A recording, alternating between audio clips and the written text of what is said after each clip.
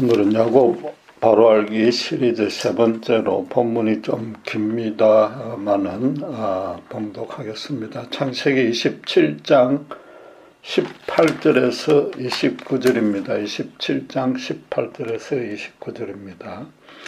야곱이 아버지에게 나아가서 내 아버지하고 부르니 이르되 내가 여기 있노라. 내 아들아 내가 누구냐? 야곱이 아버지에게 대답하되 나는 아버지의 맏아들 에스로소이다. 아버지께서 내게 명하신 대로 내가 하였사오니 원하건대 일어나 앉아서 내가 사냥한 고기를 잡수시고 아버지 마음껏 내게 축복하소서. 이삭이 그의 아들에게 이르되 내 아들아 내가 어떻게 이같이 속히 잡았느냐? 그가 이르되 아버지의 하나님 여호와께서 나로 순조롭게 만나게 하셨음이니이다. 이삭이 야곱에게 이르되 내 아들아 가까이 오라. 내가 과연 내 아들 에서인지 아닌지 내가 너를 만져보려 하노라. 야곱이 그 아버지 이삭에게 가까이 가니 이삭이 만짐이 이르되 음성은 야곱의 음성이나 손은 에서의 손이로다 하며 그의 손이 형 에서의 손과 같이 틀이 있으므로 분별하지 못하고 축복하였더라. 이삭이 이르되 내가 참 내 아들 에서냐? 그가 대답하되 그러하나이다. 이삭이 이르되 내게로 가져오라. 내 아들이 사냥한 고기를 먹고 내 마음껏 내게 축복하리라. 야곱이 그에게로 가져가매 그가 먹고 또 포도주를 가져가매 그가 마시고 그의 아버지 이삭이 그에게 이르되 내 아들아 가까이 와서 내게 입맞추라. 그가 가까이 가서 그에게 입맞추니 아버지가 그의 옷에 향취를 맡고 그에게 축복하여 이르되 내 아들의 향취는 여호와께서 복주신 밭의 향취로다. 하나님은 하늘의 이슬과 땅의 기름짐이며 풍성한 곡식과 포도주를 내게 주시기를 원하노라. 만인이 너를 섬기고 열국이 내게 굴복하리니 내가 형제들의 주가 되고 내 어머니의 아들들이 내게 굴복하며 너를 저주하는 자는 저주를 받고 너를 축복하는 자는 복을 받기를 원하노라. 야곱은 집에서 키운 염소 새끼로 요리를 만들어 이삭에게 대접하며 애쓰인 것처럼 해서 아버지를 속여 장자권의 축복을 받아냈습니다. 그 아이디어는 어머니 리브가에서 나왔지만 야곱이 그녀의 지시에 무조건 따른 것은 아닙니다. 그의 나이가 이미 77세였음을 감안하면 본인의 확고한 주관에 따라 행한 일이었습니다. 본문은 야곱의 속임수에 대해서 이삭이 반응하는 내용인데 마찬가지로 이삭이 137세였음을 감안해서 해석해야 됩니다. 그만큼 노쇠하기도 했지만 이 일 후로 43년이나 더 살았을 만큼 정정했다는 사실도 고려해야 됩니다. 비록 137세이긴 해도 죽음 직전에 이르지 않은 아버지와 77세 된 아들 사이에 장자권을 두고 밀고 당기는 실랑이를 한다는 자체부터 조금 너무나 어색한 모습이지 않습니까? 이런 맥락에서 본문을 자세히 따져보면 지금껏 배워온 내용과는 다른 해석도 가능합니다. 이삭이 너무나 엉성하게 속아 넘어갔다는 것이 아무래도 석연치 않다는 것입니다. 사건의 발단을 성경은 지금 어떻게 기록하고 있습니까? 창세기 17장 1절에 보면 이삭이 나이 많아 눈이 어두워 잘 보지 못하였다고 합니다. 눈이 어둡다는 그 히브리어 카하는 영어로 딤으로 번역되어 있듯이 시력이 약해지다, 어두워지다, 희미해지다는 의미입니다. 말 그대로 잘 보지 못한다는 뜻이지 완전히 실명된 것, 블라인드 그런 뜻이 아닙니다. 이삭이 가까이 오란 말을 21절에 16절에 두 번이나 했듯이 틀림없이 야곱으로선 들키지 않으려고 조금 떨어져서 작은 소리로 말했을 것입니다. 그러나 시력이 약해지면 나머지 감각 능력이 상대적으로 더 예민해집니다. 미각과 후각과 촉각 세 가지는 직접 접촉해야 알 수 있으나 시각과 청각은 외부 자극에 대해서 자동적으로 작동이 됩니다. 그래서 시각이 약해지면 가장 먼저 청각이 발달할 수밖에 없습니다. 성경이 에서와 야곱의 기질과 성격이 정반대라고 증언하고 있기에 이란성 쌍둥이가 거의 확실한데, 그러면 많은 측면에서 아주 다를 수 있습니다. 설령 음성이 거의 같다고 해도 두 아들과 무려 77년간 함께 살아왔습니다. 야곱의 말투나 억양이나 자주 사용하는 단어나 표현 등을 종합해서 판단하면 에서와 구별 못할 리가 없습니다. 그래서인지 이삭은 무려 5번 넘게 에서인지 재확인했습니다. 첫째로 18절에 야곱이 아비의 방에 들어가서 내 아버지여라고 부르자 이삭은 내 아들아 내가 누구냐라고 반문했습니다. 내 아들이라고 먼저 말한 후에 누구인지 물었습니다. 약간 떨어져서 작은 소리로 말했을 텐데도 아들의 음성인 줄 충분히 알아들었습니다. 그럼 청력이 거의 정상 수준임을 뜻합니다. 둘째로 20절에 야곱이 에서라고 밝히자 이삭은 내가 어떻게 이같이 속히 잡았느냐라고 물었습니다.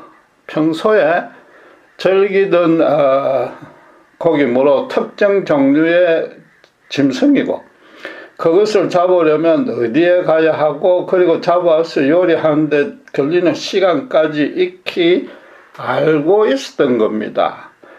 이삭의 이성이 잘 작동되고 있었다는 증거입니다. 그래서 야곱은 20절에 아버지의 하나님 여호와께서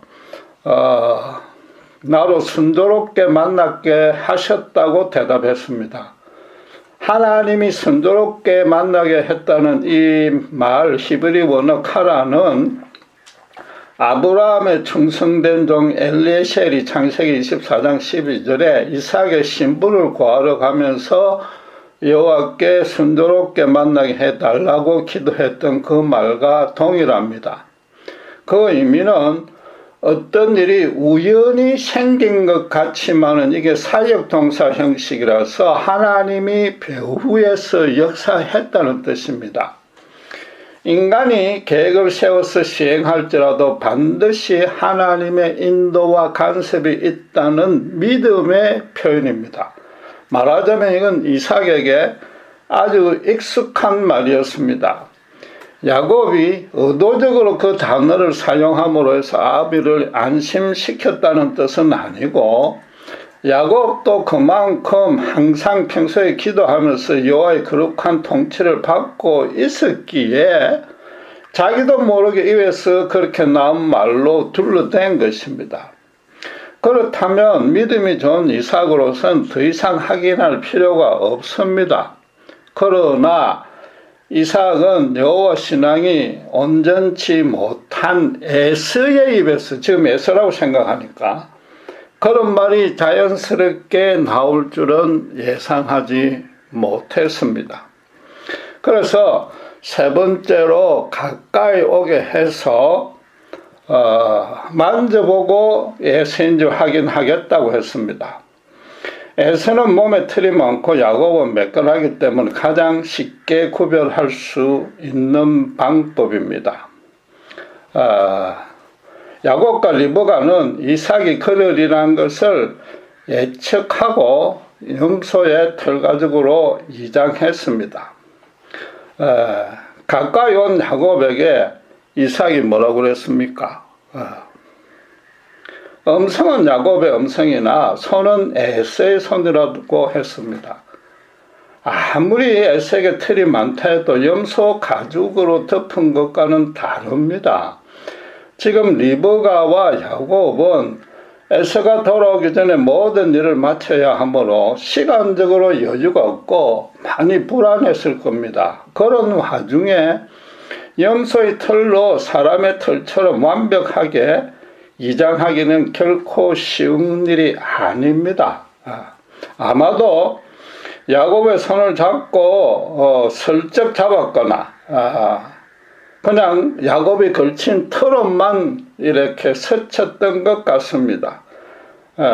이삭이 그 손을 잡고 오래 쓰다듬다면은 이게 갑자기 털이 더 많아졌고 냄새가 약간 다르다고 느꼈을 것입니다. 그러니까 이삭이 다시 한번 참으로 내가 애쓰냐라고 또 하긴 하면서 가까이 와서 말한 그에게 음성은 야곱의 음성이다 라고 말합니다. 가까이 와서 말하니까 아무리 작게 말했어도 이건 야곱이라고 구분할 수 있었던 것입니다. 그런데 야곱의 음성이라고 먼저 강조했는데 이것은 사람은 누구나 더 확실한 사항을 먼저 말하기 마련입니다. 그러니까 처음부터 야곱의 음성이라고 의심해 오다가 이제 확신을 갖게 된 겁니다. 지금 모든 정황은 야곱임을 말해주고 있지 에스라고 판단되질 근거라고는 급하게 갖다 붙인 염소 털가죽뿐입니다.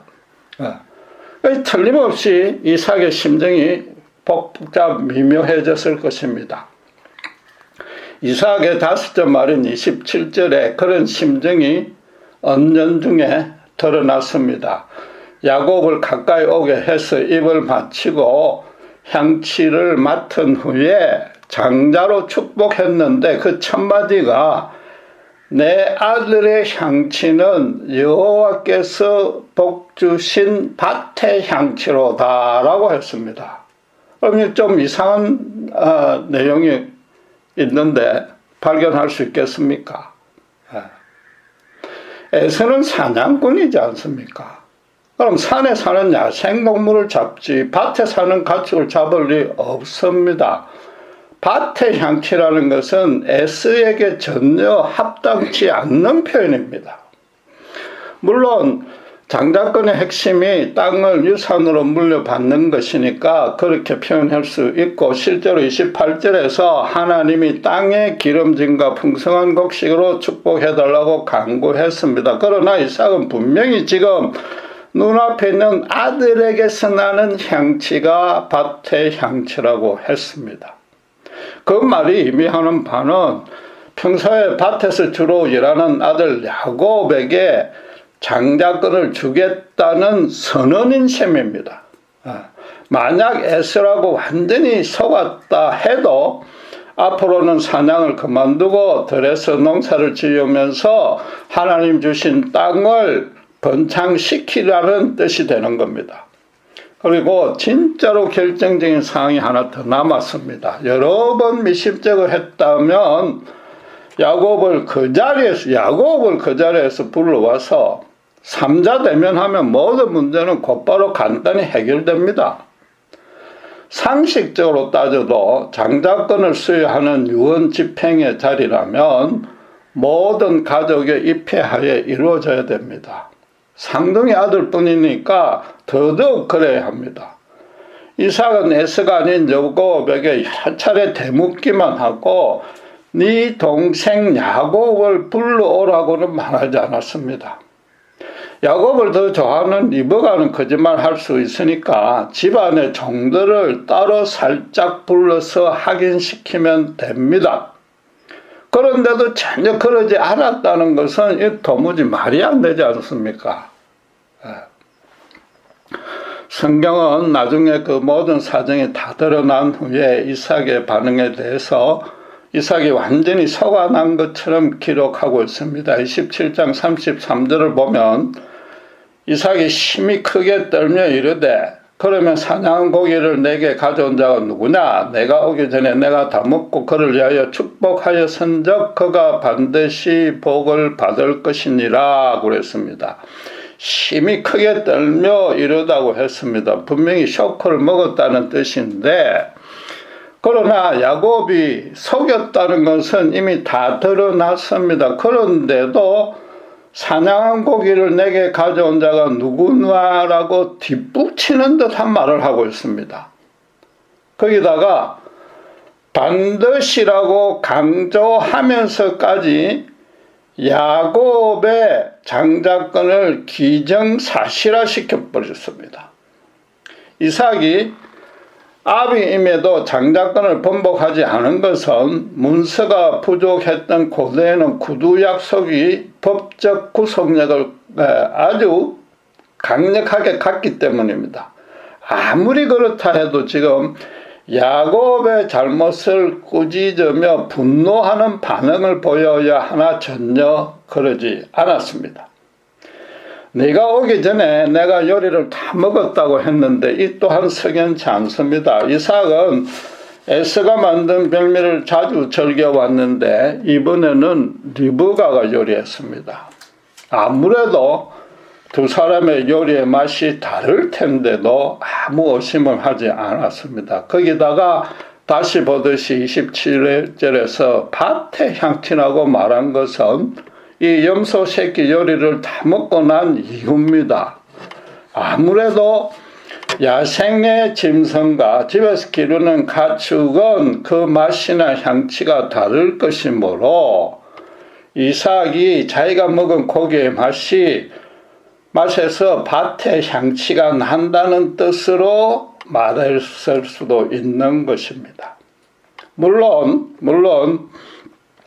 이삭의 당시 생각과 모든 정황을 구체적으로는 아무도 알 수 없습니다. 그러나 한 가지 사항만은 반드시 짚고 넘어가자는 겁니다.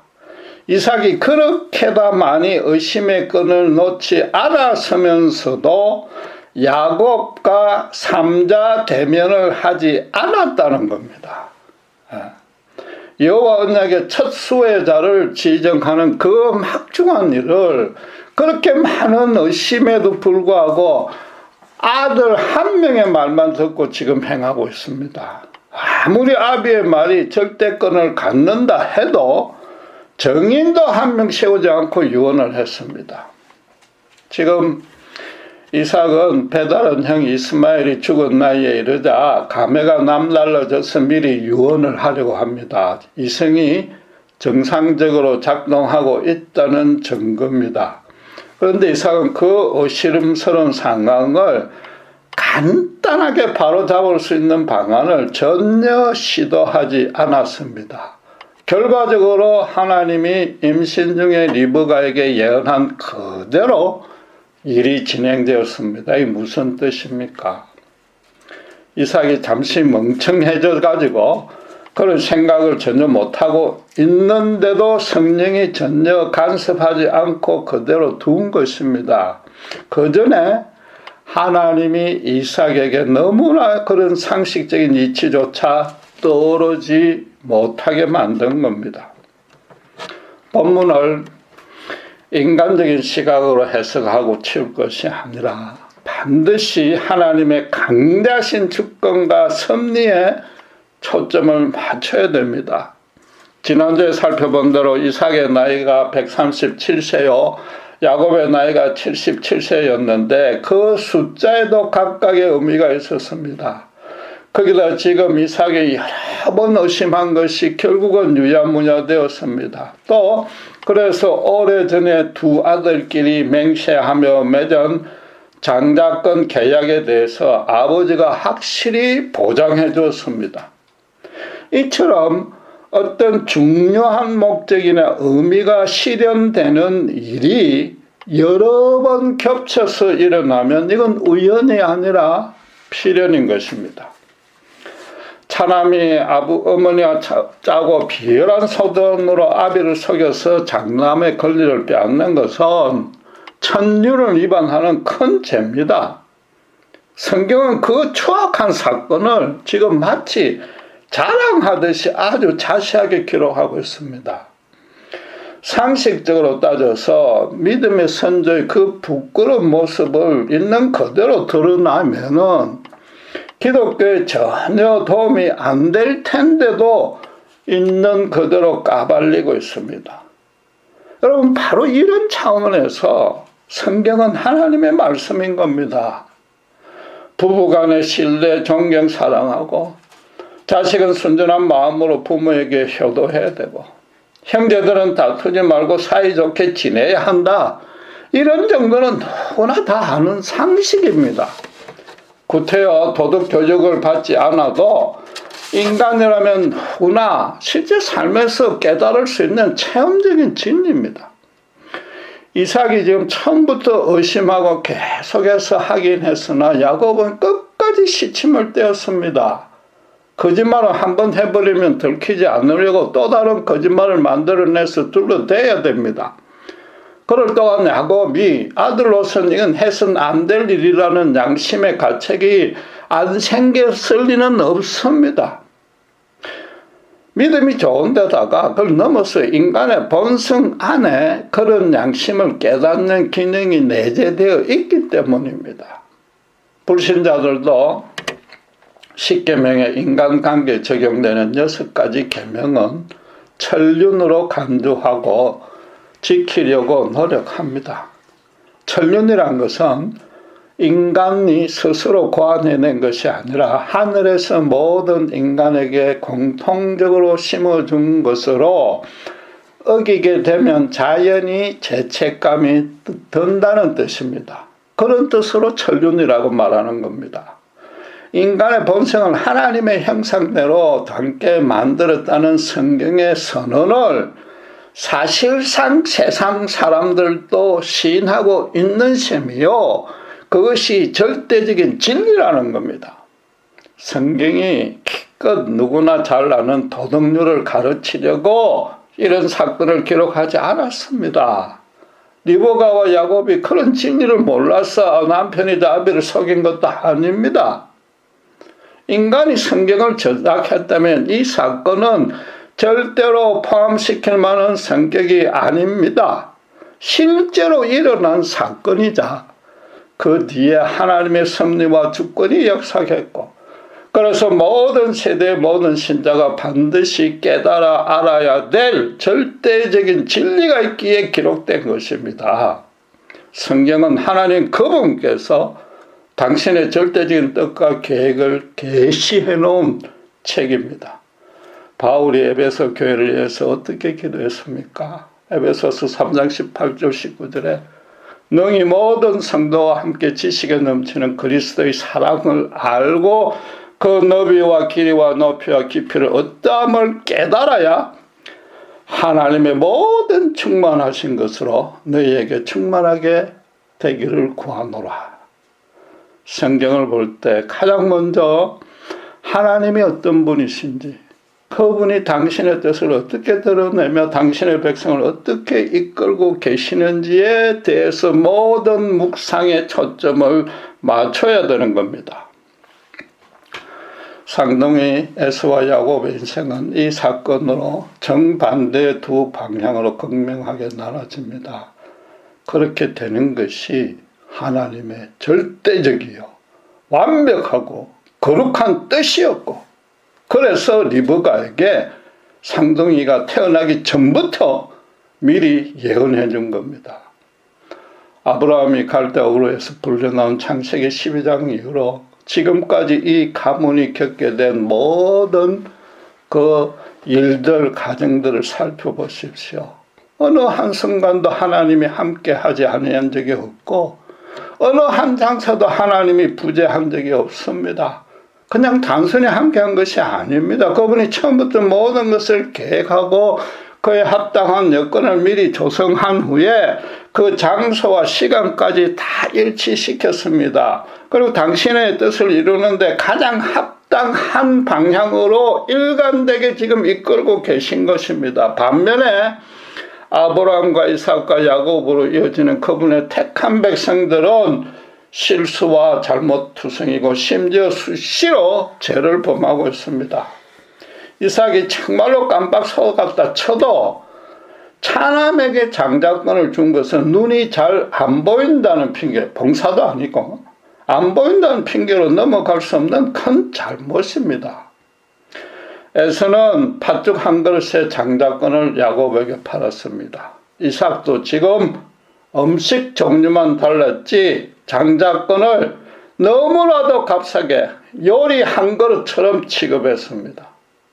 이것이 과연 우연이겠습니까?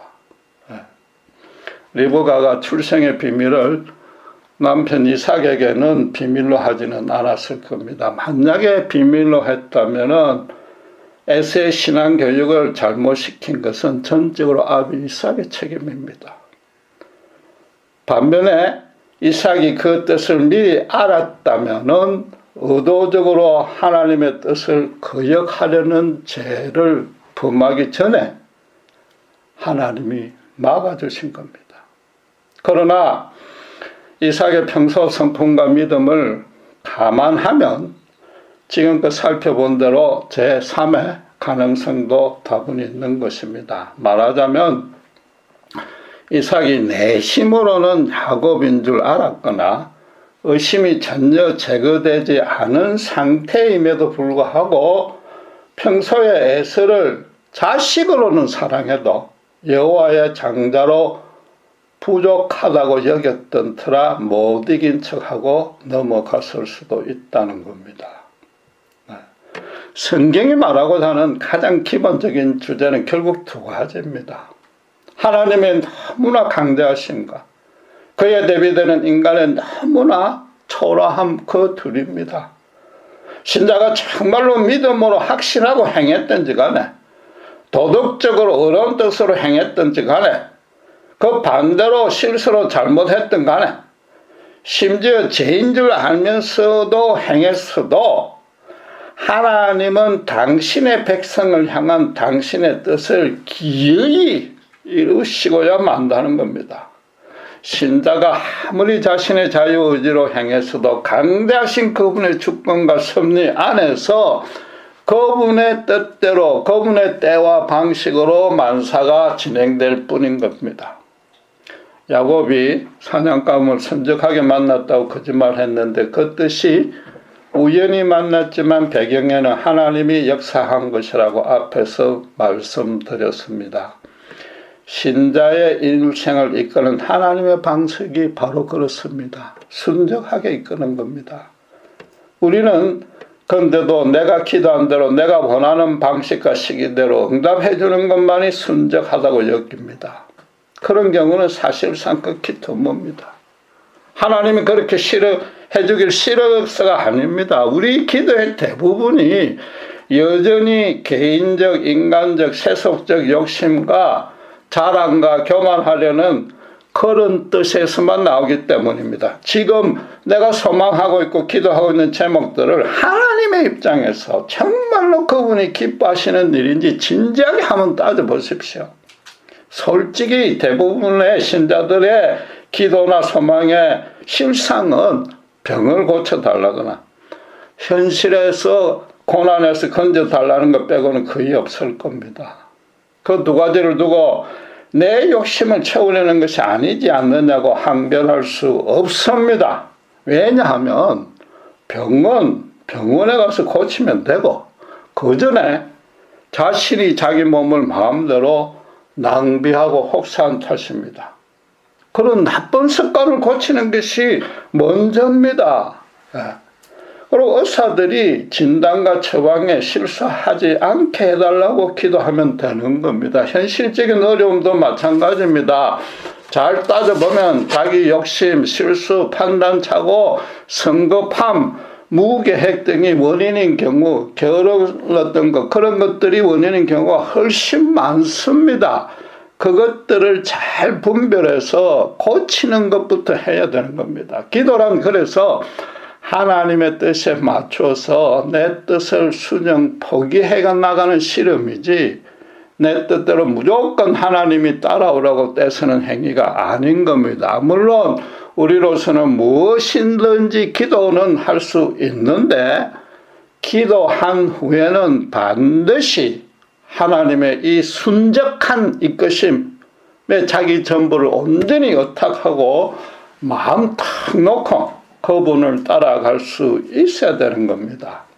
신자 일생이 겉으로 드러난 모습이 우연처럼 보이는 일이 많을지라도 단 하나도 빠짐없이 필연, 즉 하나님의 순적한 인도만 있기 때문인 겁니다.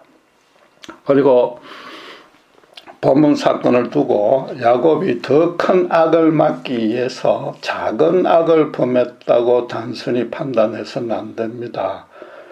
에서에게 장자권이 넘어가서 집안이 완전히 망해버리는 것보다는 이런 조금 악하지만 사기를 쳐서라도 집안을 일으켜야 된다는 목적만으로 행한 일이 아니라는 겁니다. 죄로 타락한 인간으로서는 세상 만사는 하나님이 주관하는데 그 결과를 미리 예측할 수 없고 악의 크기도 정확하게 분별하지 못합니다. 더 큰 악을 막으려 작은 악을 행하려 한다는 것은 어디까지나 핑계요, 인간의 자의적인 판단이므로 인간 신자가 행할 성격이 아닌 겁니다. 더 큰 유익을 얻기 위해서 약간의 악한 일을 해도 된다고 하면은 대부분의 경우에 인간의 완악한 본성이 더 많이 작용하기 때문에 하나님의 뜻을 거스르는 결과를 낳기 십상입니다.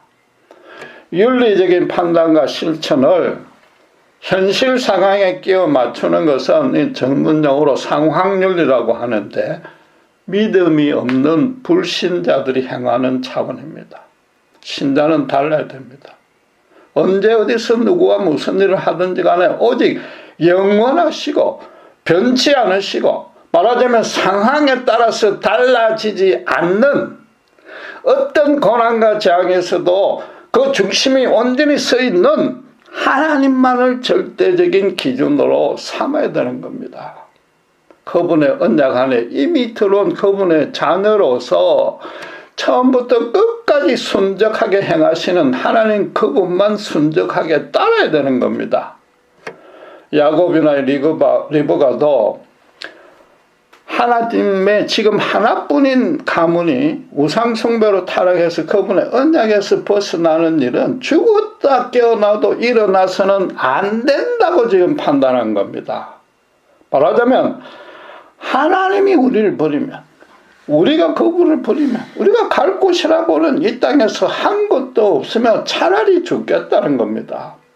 화려한 세상 공정에서 첫날보다 아무리 가난해도 여호와의 품 안에서 하루가 더 좋다는 것만이 그들의 모든 사고와 행동을 결정하는 기준이었던 겁니다. 사울왕이 사무엘상 13장에 보면 블레셋과의 전투를 앞두고 백성들을 모아놓고 제사를 드리기 위해서 사무엘 선지자를 기다리고 있었습니다. 사무엘의 도착이 늦어지자 자기가 주관해서 제사를 드렸습니다. 나중에 선지자의 꾸중을 들은 사울은 백성들이 흩어지고 당신은 오지 않고 블레셋은 전투 준비를 완료한 것을 보았기에 할 수 없어서 내가 대신 제사 드렸다는 핑계를 댔습니다. 사울은 하나님 대신에 사람들의 눈치를 본 겁니다.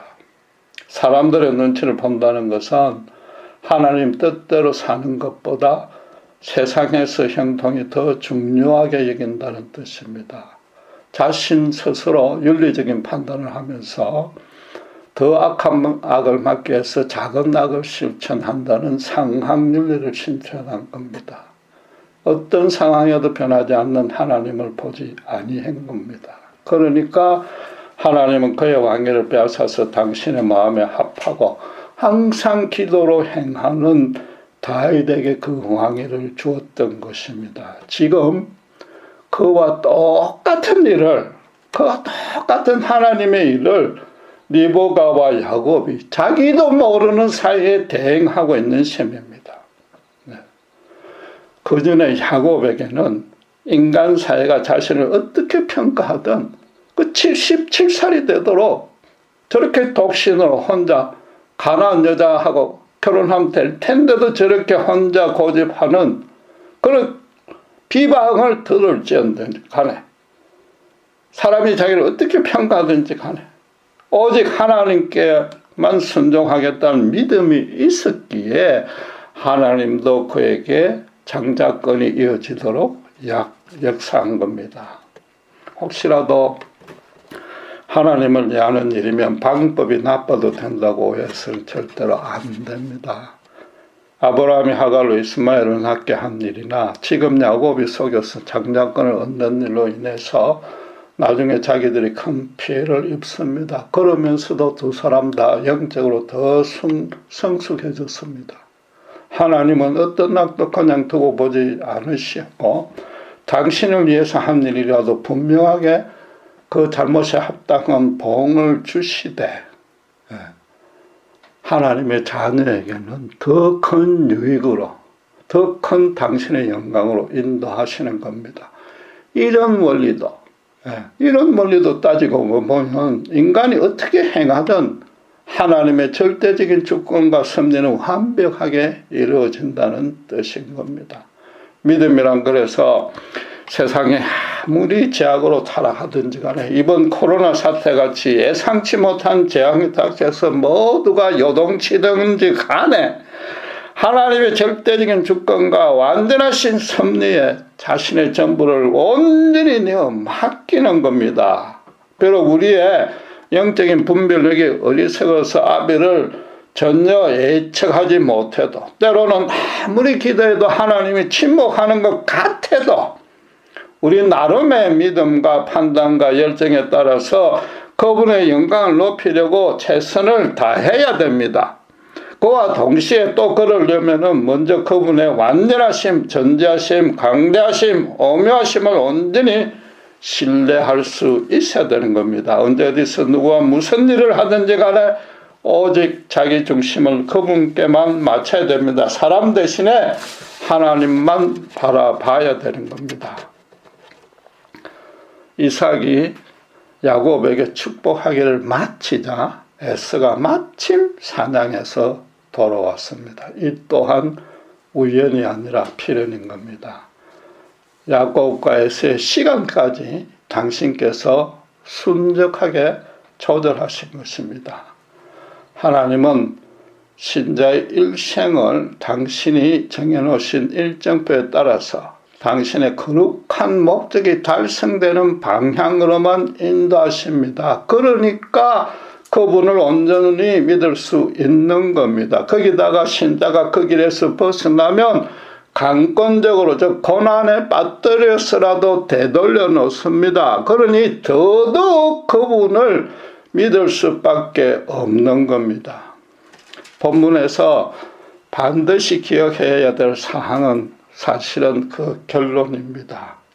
성경을 읽을 때 거의 그리하듯이 결론에 주목을 해야 되는데 29절을 보시면은 이삭이 야곱에게 물려준 장자권의 핵심은 현실적 축복이 아니라 아브라함과 맺었던 언약을 다시 강조하는 데 있습니다. 에서는 28절에 땅을 준다는 축복만 받으려 했지 열방 앞에 복의 건너로 세워주겠다는 29절의 영적 축복에는 전혀 관심이 없었습니다. 지금 이삭이 야곱이 에서인 줄 완전히 속았다 쳐도 장자권을 축복하는 그 27절에서 29절 사이에 에서의 이름이나 그와 연관되는 언급은 하나도 하지 않았습니다. 영적 축복을 야곱에 주려는 것이 하나님의 절대적인 계획이었기 때문입니다. 이게 순적하신 하나님이 순적하게 행하신 거룩한 결과인 것입니다. 여러분은 삶의 매 순간에 이런 순적하신 하나님을 분별하고 그분 앞에 진정으로 엎드리며 겸손히 살고 있습니까? 쉽게 말해서 아무리 극심한 고난이 닥쳐도 그분의 오묘하고도 완벽한 은혜와 권능이 더 풍성히 숨겨져 있음을 알고 있습니까? 기도하겠습니다. 아들이 아버지를 끝까지 거짓말로 둘러대며 속인 것은 천륜을 어기는 죄입니다. 그 배경에 하나님의 놀라우신 뜻과 은혜가 있으며 그로 인해서 당신의 택하신 백성에게 기어이 당신의 크신 복으로 주시려는 하나님의 섭림을 봅니다. 심지어 우리가 죄를 지어서도 그렇게 인도하시는 하나님이십니다. 오늘날 우리에게 코로나 같은 사태가 벌어지든지 간에 우리 개인적으로 정말 고난으로 가득 차고 하나님이 침묵하는 것 같은 일들만 지속될지라도 하나님의 나를 향하신 영원하신 계획은 절대적이며 온전하며 거룩함을 믿습니다. 오직 우리를 유익을 위한 것이요 당신의 크신 영광으로 참여시키려는 하나님의 놀라시고 오묘하신 섭리와 주권이 우리를 평생을 붙들고 있음을 확신하기에 어떤 일에서든 언제 어디서나 정말 온전히 주님을 의탁할 수 있음을 고백합니다. 이 놀라운 은혜와 권능을 놓치지 아니하고 범사에 감사하며 쉬지 말고 기도하며 항상 기뻐할 수 있는 저희가 될 수 있도록 축복해 주시고 이런 모습들로 주위에 하나님을 증거하여 모든 이들로 하나님께 영광을 돌릴 수 있도록 저희들을 더 사용하여 주시옵소서. 감사합니다. 우리 주 예수 그리스도 이름으로 기도드렸습니다.